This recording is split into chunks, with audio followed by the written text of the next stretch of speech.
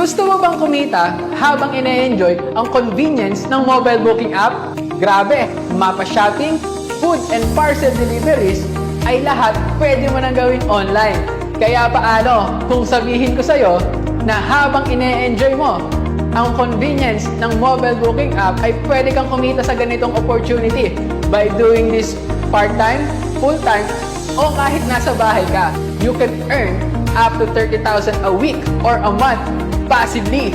Pwede ka mag-enroll o magpasok ng mga service workers at mga riders mo at kumita sa bawat mga booking na to. Ang ganda, di ba? Para ka na rin may manpower agency na pwede kang kumita sa bawat nabubook na service provider o rider mo.